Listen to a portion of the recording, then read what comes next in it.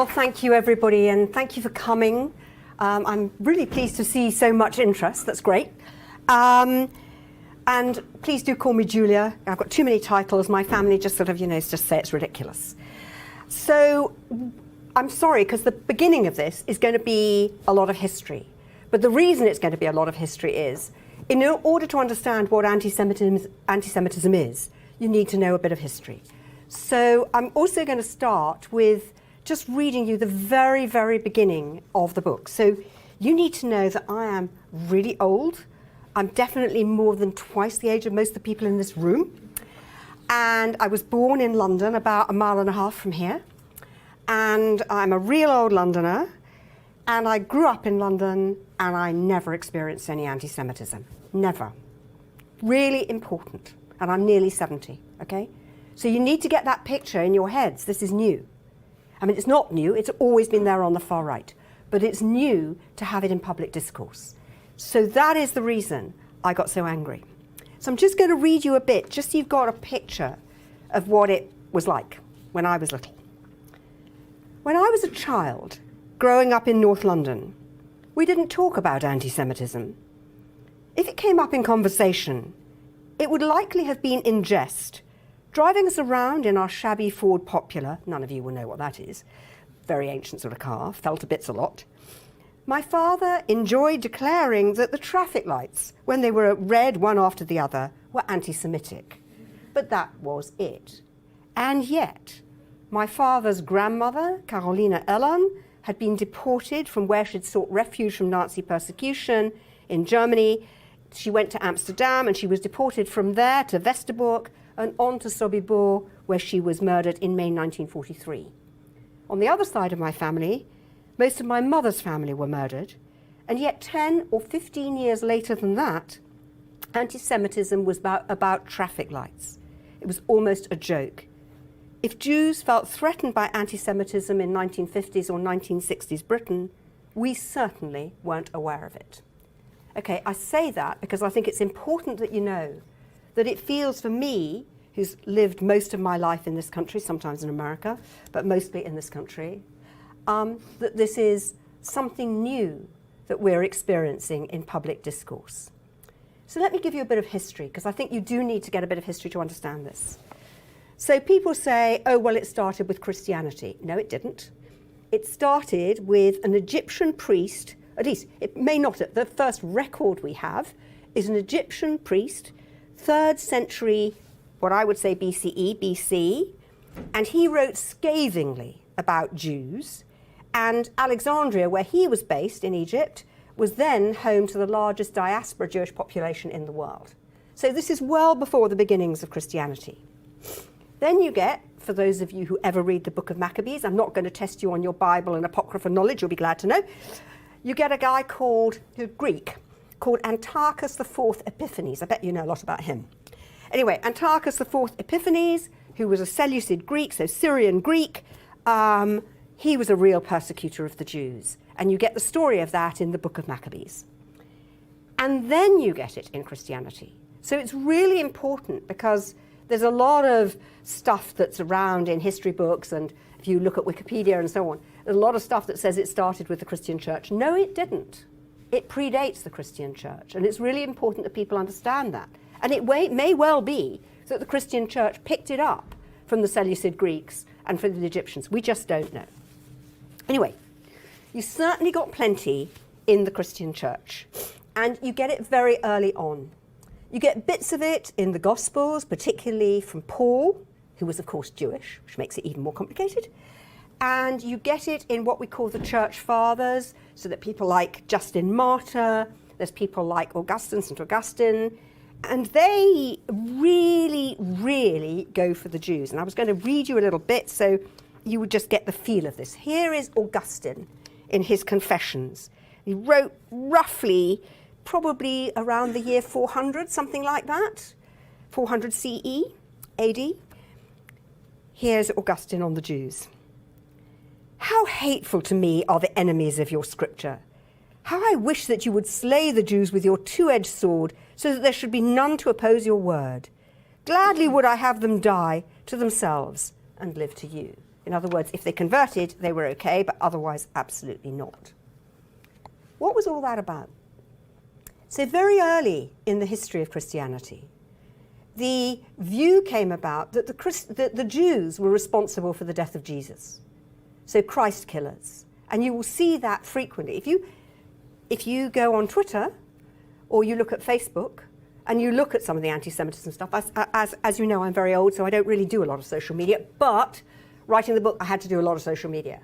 And if you go onto social media platforms, you will still see quite a lot of stuff about Jews as Christ killers. Now, most of the people who are writing that are not Christian, but they have picked it up from what is originally a Christian discourse, from actually the relatively early church, from Augustine and other people like that.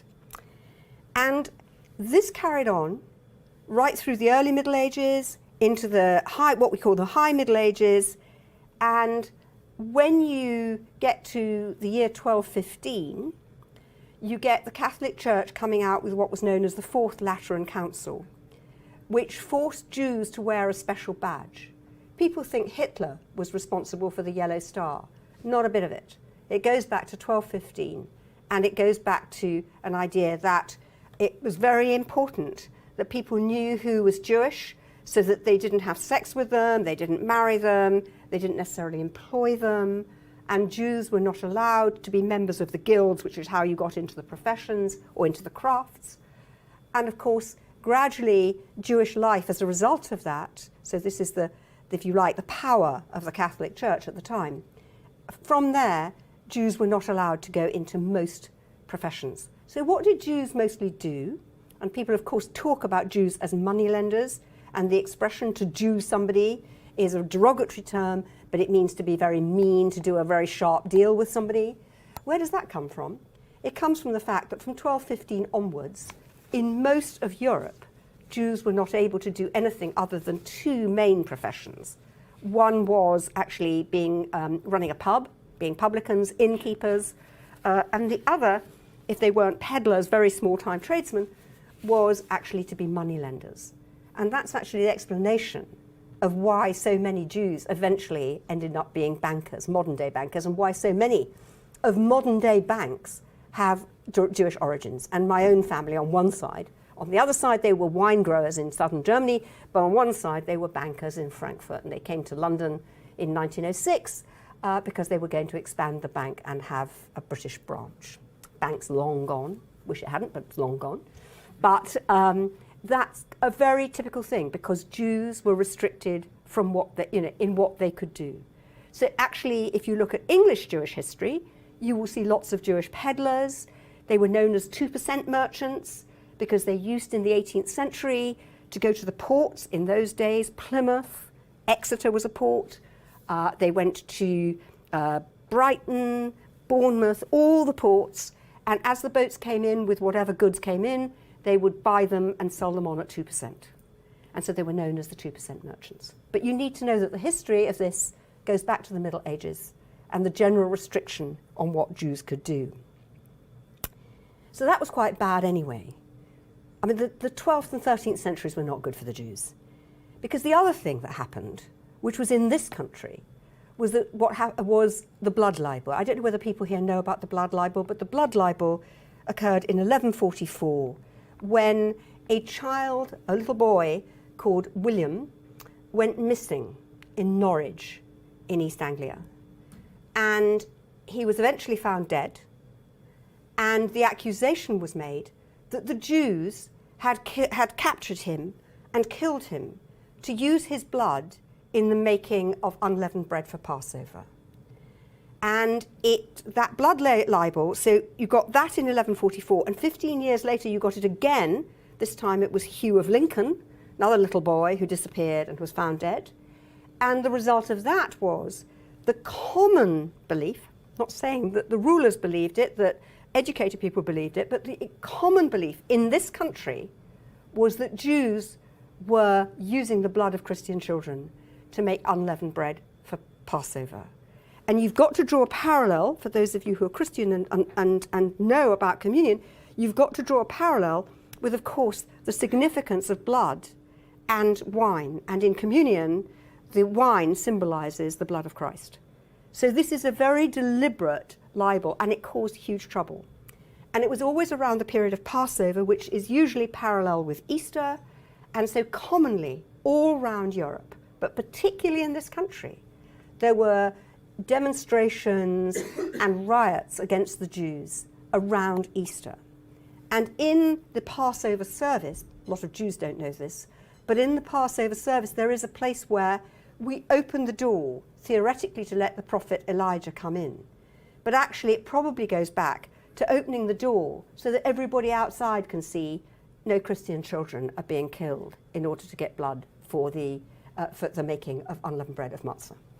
So it was a really bad time, and Jews were expelled from this country in 1290 and not readmitted till 1656. Okay.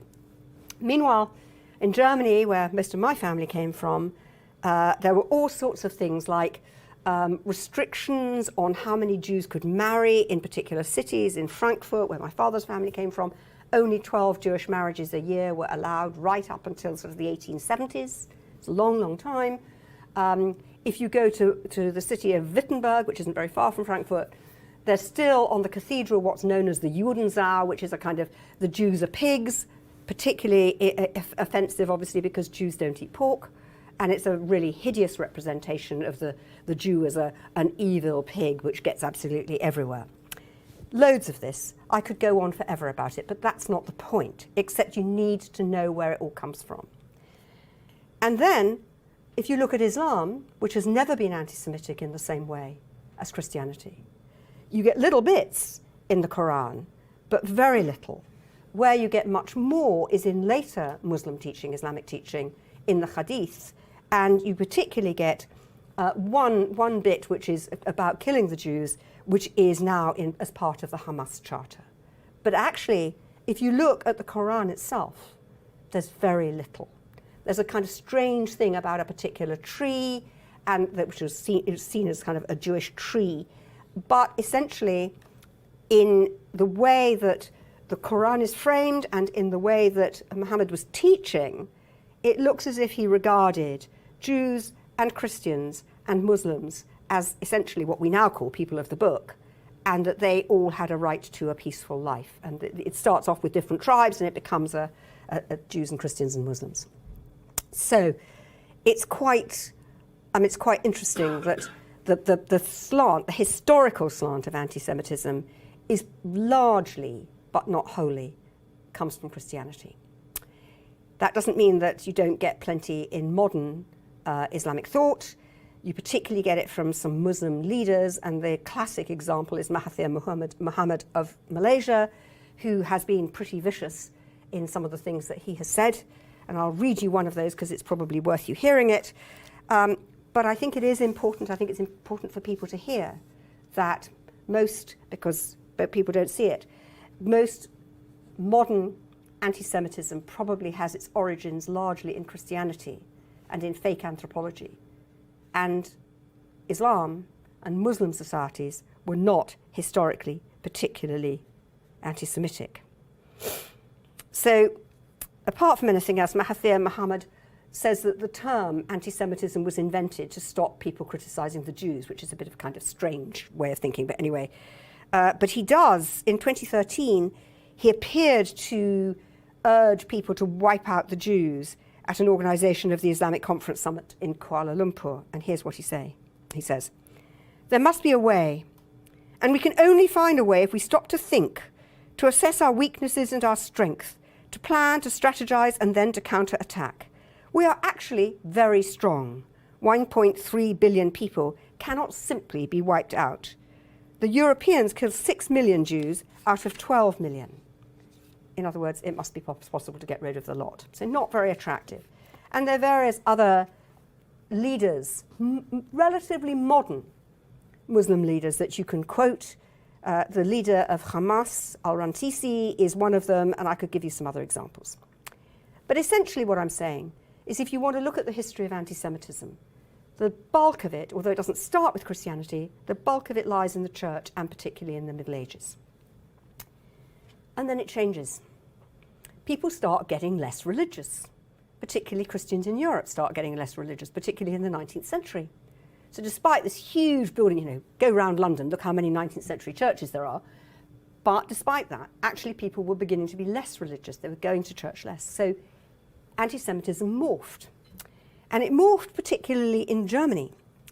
And it morphed with a journalist called Wilhelm Marr, quite a distinguished journalist, who invented the term antisemitismus and who basically started saying that it wasn't so much that Jews were Christ killers, he wasn't very interested in that, but that they were an inferior people. And this is the period of the growth of, I suppose, modern anthropology, and what we would now regard as completely fake anthropology, with the idea that you could judge people by the size of their skulls and the shape of their skulls. People are nodding away, so you know something about this. Okay, that you can look at peoples and you can say that they're superior or inferior peoples. This is a time of great colonialism, British colonialists, German colonialists, French colonialists. The native peoples were racially inferior. Jews become seen as racially inferior. They have different shaped skulls. And there's a French anthropologist, he's actually one of the worst, Vacher de la Pouge, don't recommend reading him, he's awful.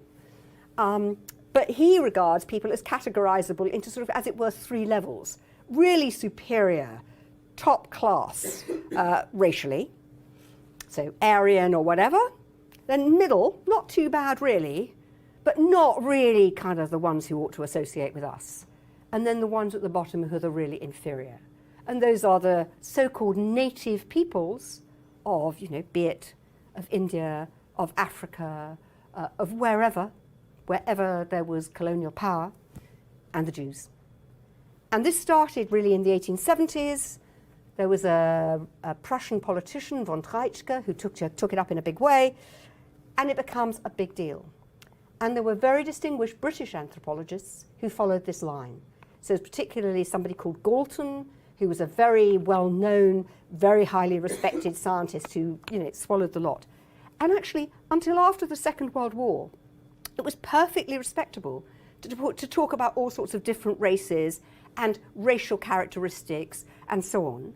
And of course, now we're very clear, there is one human race. We may come in different shapes and forms, different sizes, whatever, different colours, and we may have particular ethnic characteristics because of our genetic makeup, but we don't talk any longer, and rightly not, about different races. But it actually took the Holocaust to bring that about, because the racial theory that comes from the 1870s and goes right the way through to the 1940s, it took the Holocaust to really explode that. And it's not acceptable now, but you can still see lots of it if you want to have a look. And what's even weirder is when you look at the expression anti-Semitism, if you've got anti-Semitism, there must be Semitism. But what is Semitism? Well, it doesn't exist, because languages were Semitic languages. We developed languages as Indo-Aryan languages, Semitic languages. I read Semitic languages at Cambridge when I was a student. But it isn't about people. You can't have Semitic peoples. It's nonsense. And so the whole expression is based on something that doesn't exist. Anti-Semitism implies Semitism. There is no such thing. So the whole thing becomes really weird. And then you get Nazi Germany, and everybody knows what happened there, and the Holocaust. And then you get the real rise of white supremacism, and that's particularly in the United States, but in a whole lot of other countries as well. And you get, people will know about the rally in Charlottesville a few years ago, where you get the cry, the Jews will not replace us. And actually white supremacism has been really ghastly for Jews and Muslims in the United States. And there are bits of it in this country and around Europe, but it's not like it is in the United States. But it is serious, and it's serious on the right. And so people say, well, okay, what are we going to do about all this? This is all getting a bit out of hand, and we're seeing anti-Semitism around the place, and certainly for those of us in this country, the first time we really saw it widespread was after 2016. It was actually after Jeremy Corbyn became leader of the Labour Party. And it was as if, it's not that he just said, right, anti-Semitism's okay now, of course not. And he would claim he's a complete anti-racist and it's not acceptable. But somehow, him coming to be leader of the Labour Party licensed it. So it was there on the far right. It's always there on the far right. We've always had it.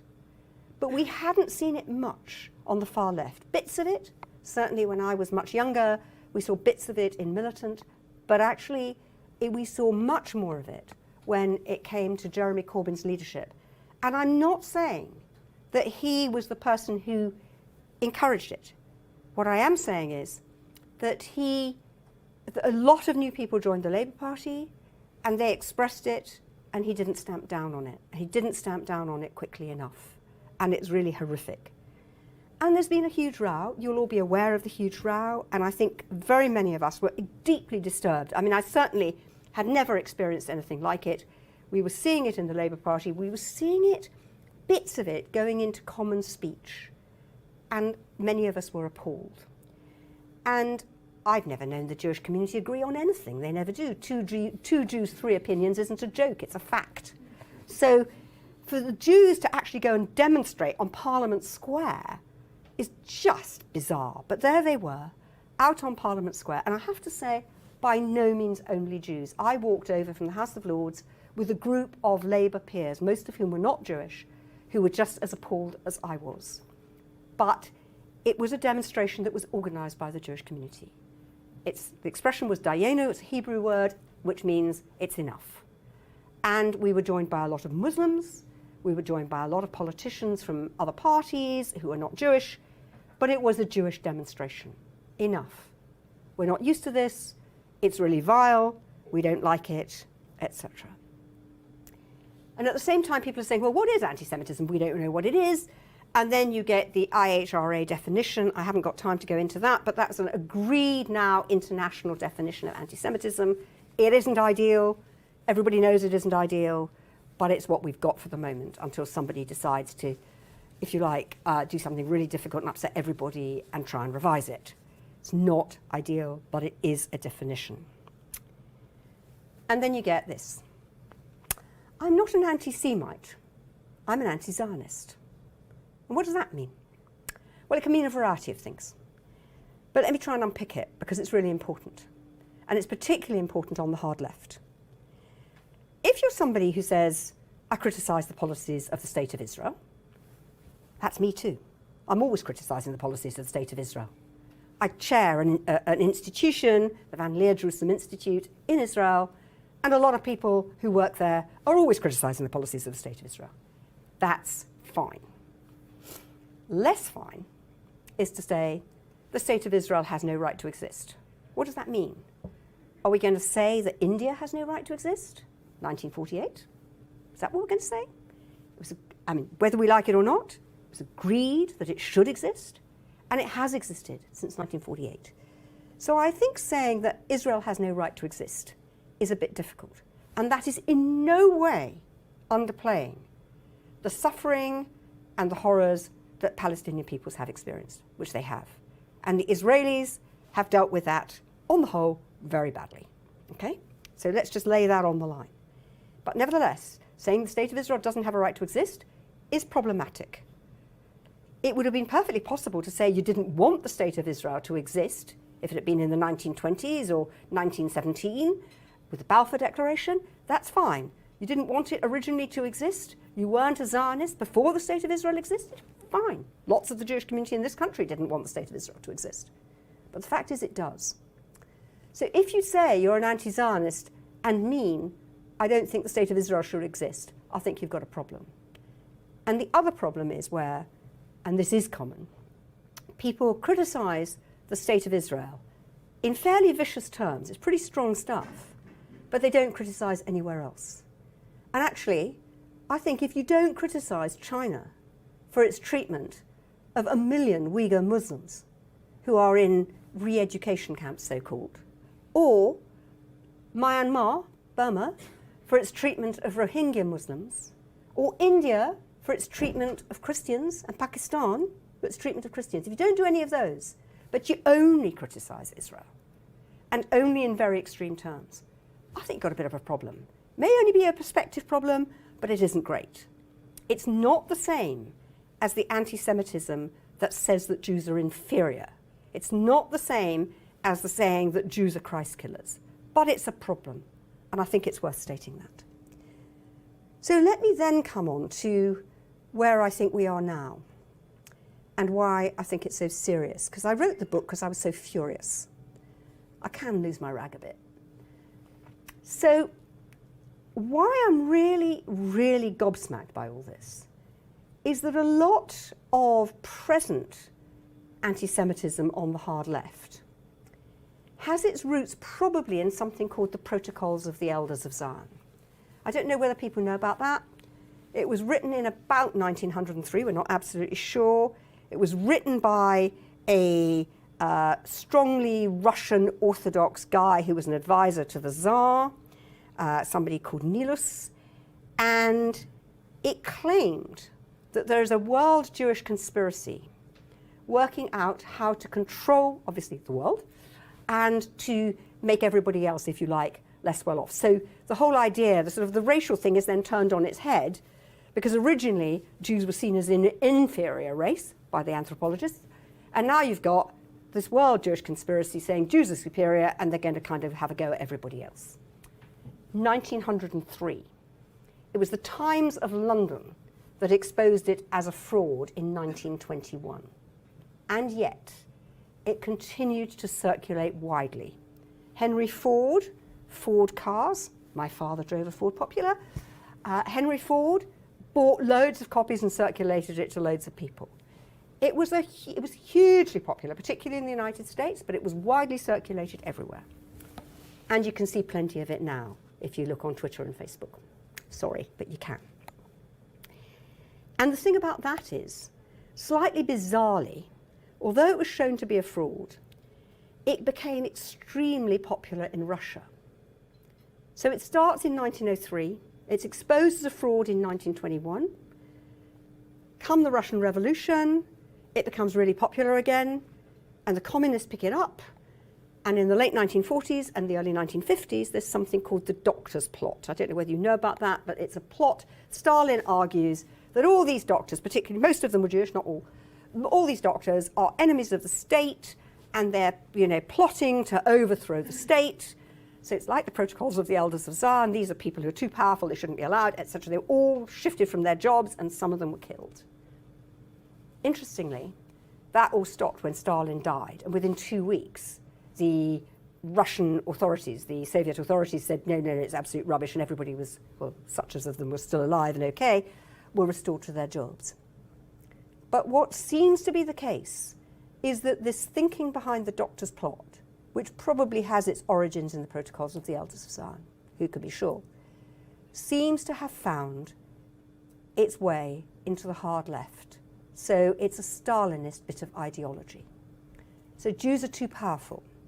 Hence all this stuff about Jews control the media. They don't. Hence all the stuff about Jews control the money. They don't. Hence the idea that somehow Israel is supported entirely by a world Jewish conspiracy. Not true, etc., etc. But it's really important that we understand that the origins of some of that do come probably from the Protocols of the Elders of Zion. And so we've had a lot of stuff that's pretty depressing. You've done the history, that's it. You'll be glad to hear. It's quite a lot of history. But we have had real expressions of anti-Semitism around Europe, in the United States, and to some extent in this country, although this country is probably the least anti-Semitic country in the Western world. And that's actually really interesting. So insofar as you can judge it with percentages, it's very hard to measure. People say that between 2 and 5% of the population of the UK are actually anti-Semitic. But there's a problem, because there's what's known as the elastic definition of anti-Semitism, so that people who aren't remotely anti-Semitic have picked up some of these anti-Semitic ideas that are floating around in the ether that you see on Twitter all the time. And so they might express 1 or 2 anti-Semitic ideas, but they're not really anti-Semitic. So it's quite hard to know how you measure that. But that's what we're seeing. And insofar as you can measure it, people who are trying to measure it are saying it's about 30% of the population. So quite high of people who've picked up some of those ideas. Compared with France, compared with Germany, with the rise of the AfD, the Alternative for Deutschland, and so on, this is quite low. And in Britain, we've had precious little violence, compared, for instance, with attacks in Toulouse, in Paris, on the Day of Atonement, in Halle, in Germany, and various other attacks. There's been Copenhagen, there's been Brussels, etc., etc. But it isn't great. It's just less ghastly than in other countries. But there's certainly stuff around in the ether. And that, I think, is the thing that is so important. And then you get the Labour Party. And you get Jeremy Corbyn not able to see what he's talking about. So, for instance, I don't know whether anybody here remembers the mural in East London where the wonderful Muslim mayor of Tower Hamlets said, we've got to scrub this off, Lutfur Rahman, who was criticised for many other things, but not for that. And Jeremy Corbyn couldn't see what was wrong with it. It was a cartoon of sort of so-called archetypal Jews. I mean, clearly not. It's a hate figure. Men with hook noses, crouching over a Monopoly board, and the Monopoly board is placed on the backs of crouching poor people. This is the World Jewish Conspiracy. This could have appeared in Der Stürmer, the Nazi paper. It was really disgusting. And Corbyn originally defended it on grounds of free expression, and the local Muslim community said, hang on a minute, that's got to go. But he defended it on freedom of expression, and he couldn't see what was wrong with it. And why couldn't he see what was wrong with it? Well, I can't see into his heart or head. I don't know. But I think he couldn't see what was wrong with it because he couldn't see that it was the Protocols of the Elders of Zion, the Jewish conspiracy, these rich Jews leaning on the backs of the poor. He just couldn't see it. And I think that's what's been so disturbing. There was also, and some of you may remember this, the whole question about him talking about Jews having no sense of humour. I'm taking questions shortly, don't worry. I'm going to be about 2 more minutes and that's it. There was also the question of him saying that English Zionists, code word for Jew, didn't have a sense of irony. And I thought the best reply was by one of the writers of Yes Minister, who said, I'm Jewish, so obviously I don't have a sense of irony, but my co-author was only half Jewish, so maybe he had half a sense of irony. I just thought that was great. Really good reply to all of that. But anyway, he can't hear it, he can't see it because it's in his head, and I think that's really important. There are conservatives who have expressed awful anti-Semitic stuff, and certainly the support of conservative MEPs for some of the policies of Viktor Orban in Hungary, which were anti-Semitic, Islamophobic, and completely disgraceful, is something that ought to disturb us all. But it's been pretty awful. And it's got to where social media, particularly if you look at Twitter, not my favourite occupation, has huge amounts of criticism and really virulent anti-Semitism against particularly Jewish women Labour MPs. So Margaret Hodge, Ruth Smeeth, Luciana Berger all got real rubbish. It was really horrendous, really hateful. What's happened? Well, this is a good news story, actually, in the end. When I wrote the book, I was really hoping that eventually we'd just be able to throw the copies away because it wouldn't be needed anymore. And to some extent in this country, that appears to be the case. The Labour Party, with that particular group in charge, is being investigated by the Equalities and Human Rights Commission for anti-Semitism. But what was interesting, good though that may be, what was interesting were 2 completely separate things. One was, when this was really at its height, Muslim communities around the country came out to support Jewish communities. Absolutely extraordinary. And they kept on saying, yeah, they'll do it to you, they'll do it to us next.